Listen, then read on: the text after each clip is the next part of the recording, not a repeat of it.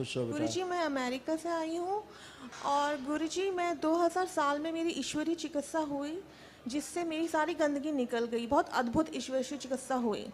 आप दरबार से जुड़े हैं, आप देख सकते हैं, आपके पास सब शक्ति हैं। सो गुरुजी मैंने समझा मेरा अच्छा टाइम आ गया, अब मुझे परिवार को बढ़ाना चाहिए, दूसरा बच्चा करना चाहिए। तो इसके लिए मैंने IVF का सहारा लिया और मैंने 2 बार कोशिश की, लेकिन दोनों बार मेरा IVF फेल हो गया। तो मैं जानना चाहती हूँ, जब मेरी बाबा भोलेनाथ, माँ काली या कामाख्या, उनकी इतनी असीम कृपा हुई, तो मेरा ऐसे क्यों काम रुक रहा है? अभी कहाँ किया गया, आपने किया क्या है? हाँ जी आपने क्या दरबार का नियम पालन किया? बाबा, मेरे पे मुझे लगता है मुझे पुण्य मिला है, क्यों नहीं कि मैंने दरबार के कोई नियम पालन किया आपने? नहीं, दरबार के नहीं के मौलाना का काम यही है, भ्रम पैदा करना। नहीं, मेरी में कोई गंदगी नहीं है, तो मैं 100%। हाँ भाई, आप तो सती सावित्री हो, दिख गई हमें आप बिल्कुल सती सावित्री रोल में खड़ी हुई हैं।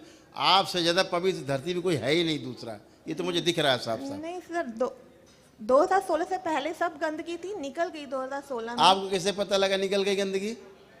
क्योंकि अद्भुत ईश्वरीय चिकित्सा हुई, स्थान पे हुई। ये जो हो रहा है ईश्वर चिकित्सा ही हो रही, चल रही है। हाँ जी। इसका मतलब ठीक हो गए लोग? अभी जो आपसे पहले जितने लोग जा चुके हैं, ये ईश्वरी चिकित्सा ही हो रही है। आप आए, तमाम गंदगी हटा दी गई, ऊपर की हट गई है, बाकी गंदगी तो है ही ना। उसी के लिए तो आगे प्रोसेस करेंगे। अभी ये आपको दिख रही तो है शुद्ध गंदगी? आपको दिख अभी रही? लिखेंगे तो 35 चीजें लिखेंगे हम, कम से कम आपकी गंदगी। आप बगैर नियम पालन, आप इतनी धर्मात्मा है कि आप बगैर नियम पालन करे अच्छी हो गई। नहीं, बगैर दरबार के कोई नियम IVF पालन तो करे। किसी का भी सक्सेसफुल हो। दैत्य जो गंदगी रहेगी वही तो पैदा होगी, वही गंदगी तो गंदगी को आकर्षित करेगी। अच्छी चीजें अच्छी चीज आकर्षित करेंगी। गुरुजी आप देखेंगे, दृष्टि डाल के देखेंगे, आपको नजर आ रही है कोई गंदगी? नहीं, मुझे कुछ नजर नहीं आ रहा है। आप स्वस्थ, एकदम स्वतंत्र हैं, एकदम साफ सुथरी हैं, एकदम अच्छी हैं, बिल्कुल पवित्र हैं। आप देवियां आपके पीछे हैं, आप दाहिने से आगे हैं। इतनी ऊंची नहीं हूँ गुरुजी, मैं एक छोटी सी औरत हूँ जो इतने पागलपन की तो स्मृतियां भरी सब तुम्हारे अंदर, पागलों की। तुमको पागल करके रखती हैं सब ये। हाँ जी। नहीं रखती? हाँ है ना? आपके साथ कोई आया है? मेरे माइक दो, कोई आया हो तो माइक दो। गुरुजी मैं अमेरिका एक मिनट, अब आप प्लीज, अब एक मिनट। गुरुजी ये बहस बहुत करती है, बहुत ज्यादा प्रत्युत्तर देती है, प्रत्युत्तर।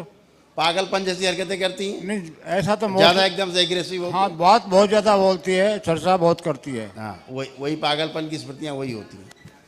ये कुछ नहीं सुनती किसी की अपने आगे है? नहीं सुनती महाराज। हाँ, इसी को पागलपन बोलते हैं, मैडनेस, जो अपने आगे सुने ही नहीं किसी की।